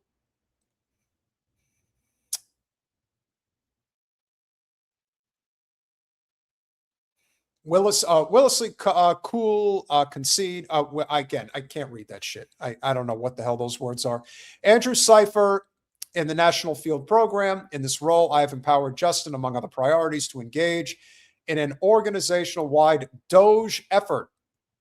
Justin will be assembling a small team to assist in this effort, which is focused on TPUSA becoming more efficient, becoming cost-effective, unifying organizational success around company-wide metrics and goals, and reshaping company culture. Now, if you ask me, these are all direct shots at Tyler Bowyer, among other people. Perhaps the grift was being run right under Charlie's nose for a long time and he just couldn't smell it. But eventually he did. And wanting to get to the bottom of it, I'm not sure Charlie truly understood how in over his head he was until the very end. At the very end, he figured it out, but by then it was too late. And that's what happened. You think I'm crazy? Why is Tyler Bowyer still working for Turning Point USA? Why was Tyler Bowyer rehired by TPUSA the day this removal took place? I don't know, if you ask me, something really fishy is going on here. And I don't see anyone disputing it. And why would they? I believe that there was a desire to do an audit. And when it finally went down, when it finally became obvious that this is where this was going, that they knew that there was going to be an exposure that, on the one hand, was probably going to ruin the organization. At least that's my interpretation. My interpretation is that they never would have been able to explain this away. It would have been way too big of a problem. And I'm not just saying that because I think Tyler Bowyer is the end-all, be-all problem within the organization. I don't. But I do think that he is a problem. And I believe it was a cultural, again, you're talking tens of millions of dollars, and this is just one NGO that gets funneled through this organization. And there are people that took full advantage of these opportunities, if you will.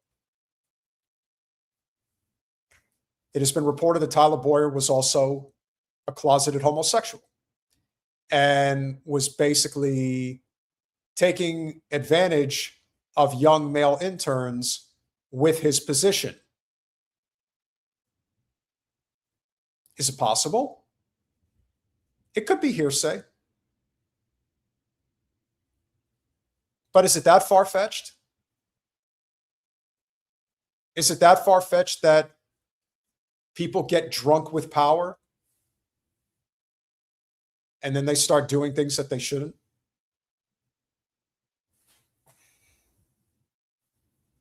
That's my interpretation.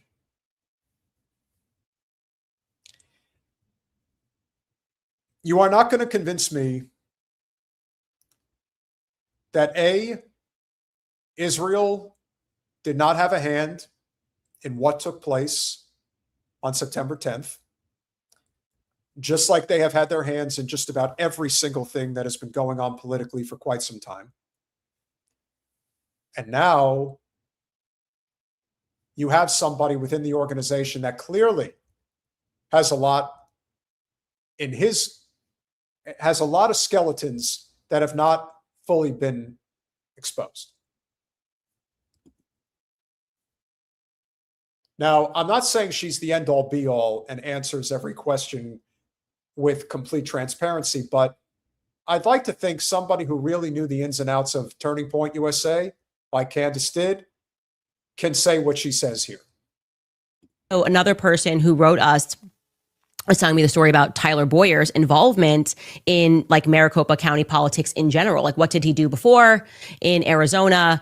And yeah, it's just the kind of stories. Again, he said he approached him several times about embezzlement. You know, Tyler was hooking up with young interns, young male interns, or young male workers. And he didn't even care. He's like, I would go on record because all of this happened. And I had the proof that all of this happened. And everybody knows about Tyler Bowyer at Turning Point USA. It's like an absurdity. But this is the person that is putting people into places of power at Turning Point USA. Like he's just involved. And something that was interesting is also how many Russian speakers there are. I was telling you, like UVU, there's just a lot of Russians and people who study Soviet studies. Even the president of UVU majored in Soviet studies. Tyler Bowyer majored in Soviet studies. He's a fluent Russian speaker. He spent years. And I'm going to assume when I say they speak Russian, that they're probably more tied to Ukraine, like kind of coming full circle on that, because a lot of times people wrongly assume that people who speak Russian are Russian. And actually, Ukrainians, until they like made it a law, they had to stop speaking Russian quite recently, were Russian speakers, right? Because. So now what Candace is surmising, which I think is even more reasonable, is I don't think people truly understand how many members of intelligence end up getting into these very high, well-paid positions within these organizations. Heck, they just come up with a really good backstory, print them up an amazing resume, have fantastic oratory skills, wow the audience, if you will. And then the next thing you know, somebody like Tyler Bowyer, much like Erika Kirk, ends up in a prominent position. What would Charlie Kirk know? No disrespect. But what would he know? Probably not much. Hey, this guy seems great. He seems like I could, you'd definitely be somebody worth working with. Are you sure about that?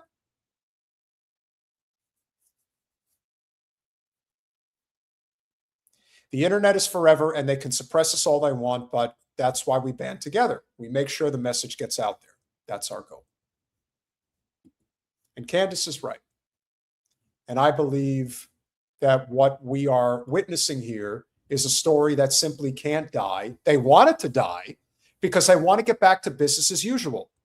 Charlie was getting out of line. They had to make an example. Tyler Bowyer, he's a team player. He's probably intelligence too. So you know what? All is forgiven. We bring him back on.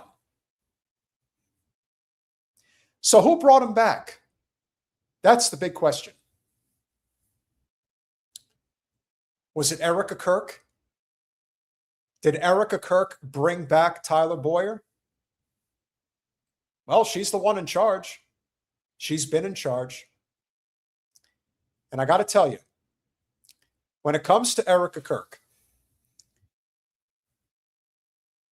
as I've said, she's not very good at avoiding the mask slip.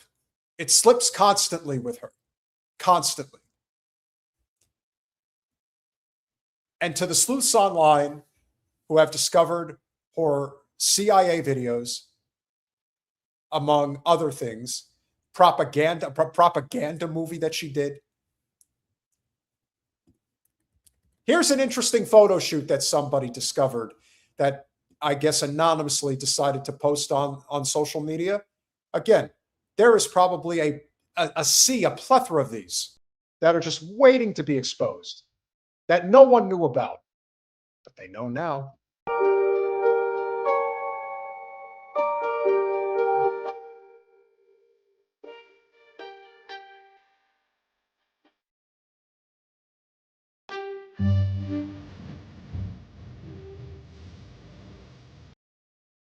I don't know. A lot of guys get off on this shit. I don't know. They think that this is something that's sexy. A woman in a bikini holding and I guess that's an AR-15.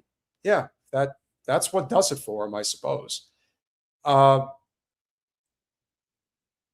apparently, this was filmed at Fort Hachikua, I think is if that's the proper pronunciation. Nothing surprises me. She did, if anybody wants to post it in the chat, she did a movie that was a CIA special. A couple of the interviews have been making the rounds online. Yeah, but again, when the reference to Fort Hachikua, yeah, I see that. Hachuka. Thank you, Mehdi. Appreciate you. Yeah, but Hachikua is a good nickname for that.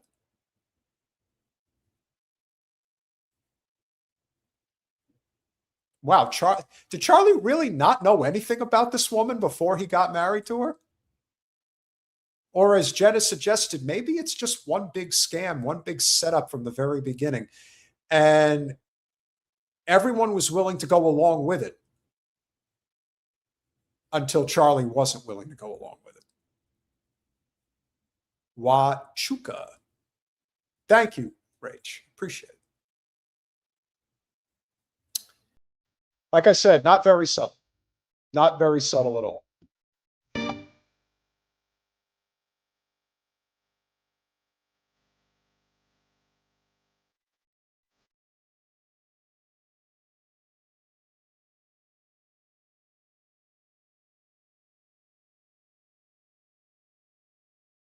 I mean, come on.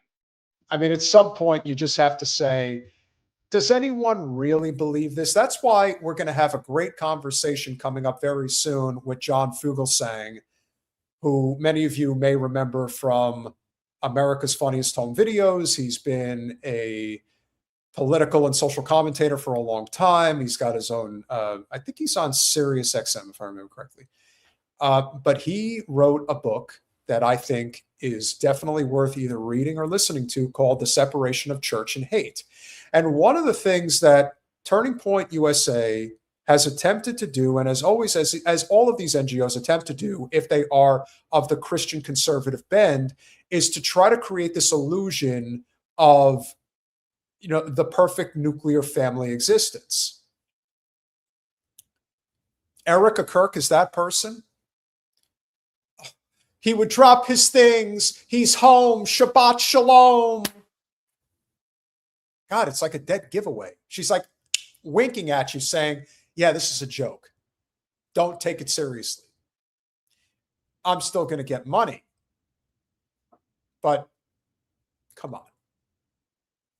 And again, I'm not here to judge. I'm not saying that she's a floozy or anything like that. I'm just saying they're selling an idea. They don't really believe in it. And this goes for just about anybody in either of the two major political parties and any of the major organizations that are trying to facilitate efforts towards them. We have said this time and again, especially when Jen was running for congressional office. If you are an organization that has an ideology and you lock arms with the Democratic Party establishment, it's over. Sunrise Movement, brand new Congress. This is what happens. And this is the same thing when you lock arms with the Republican Party. Values? What are they? This is just about winning elections. This is about money and power. And we can sell the pretty blonde as well as anybody. If there is a woman who absolutely fits in at Mar-a-Lago as much as she fits in at Sunday Church, it's an Erika Kirk. Or an Erika Francaise, I guess is how you say her name. Oh, yeah, she's definitely Listen, she would have gotten along famously with the Third Reich. She's got that tall, blonde, classic blonde beauty look. Absolutely.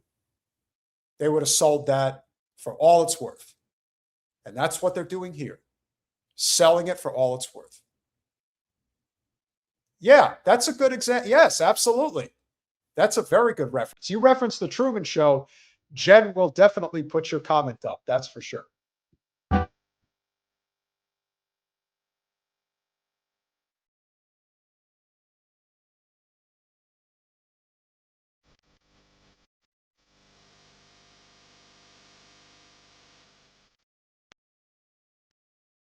I just have to say, while I am absolutely a supporter of the Second Amendment,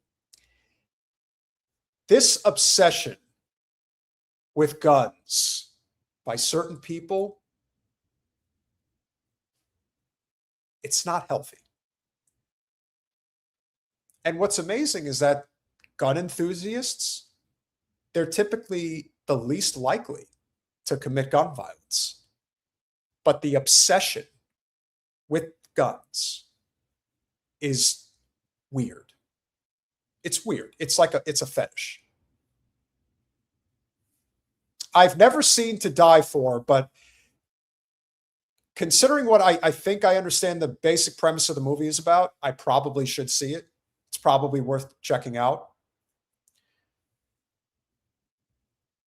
Oh, well, if Jen says To Die For is a movie worth seeing, then I guess I should see it. Okay. But yes.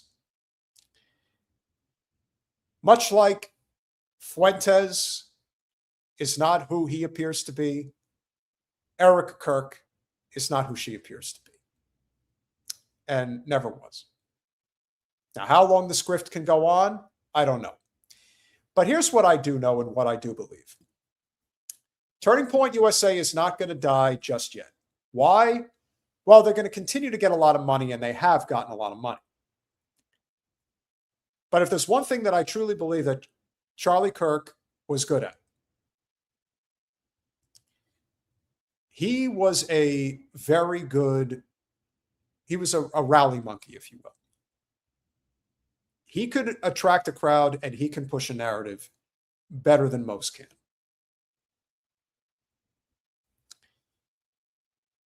There is nobody in that organization that can do that.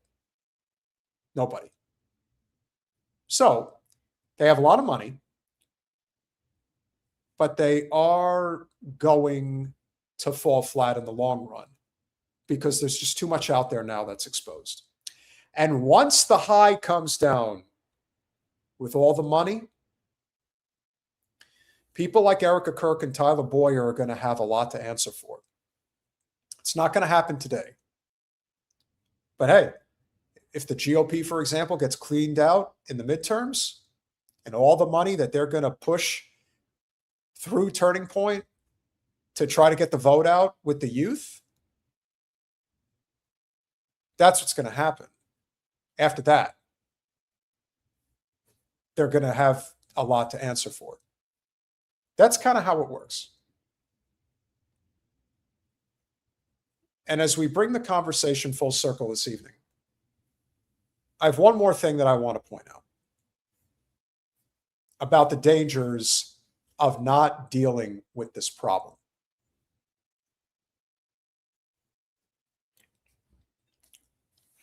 Now, Amy Dangerfield was supposed to come on this evening, but apparently had a family emergency last minute. She couldn't make it. Turning Palantir USA, absolutely. Absolutely, Harry. You nailed it, 100%. I have always been suspicious since the moment Bondi Beach went down that it was a false flag, that something didn't add up. There was something very unholy about what happened there. And then all of a sudden, the story just disappears. Well, they set their narrative. They got what they wanted out of it. And now, watch this. Police have taken a young Meadowbank woman to court, alleging she left an anti-Semitic voice message for a well-known nutritionist just days after the Bondi attack. But the accused's lawyer says it was an accidental pocket dial and the charges are a massive overreach. What police allege was an anti-Semitic threat, the defence says was anything but. This seems to be a case of charge first and answer questions later. Serena Tanuri charged with harassing Mandy Sacker, a nutritionist of Jewish faith she'd never met but seen on TV and social media. The alleged offending contained in a voicemail 1 week after the Bondi massacre. All of the circumstances of this case point in one direction. It is an accidental call. Serena's lawyer noting his client, who works at Bunnings, has a severe intellectual and cognitive disability supported by the NDIS. She's not anti-Semitic. She doesn't even understand the conflict. It's a Okay. Could we just be very clear here? Who gives a flying fuck if somebody's anti-Semitic? That's their business. That is freedom of speech. You have a right to not like somebody. You have a right to not harass them or hurt them. But if a person wants to fly the Confederate flag, if somebody wants to fly the Nazi flag, that's their right. It's what they believe.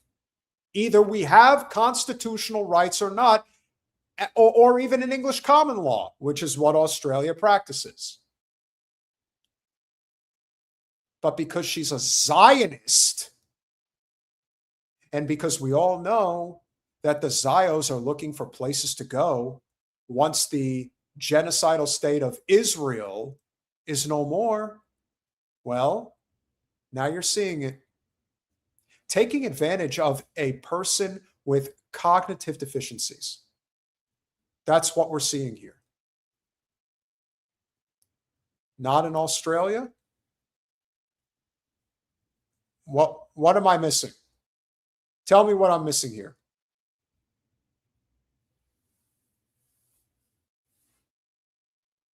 Just like he said, what does this woman know?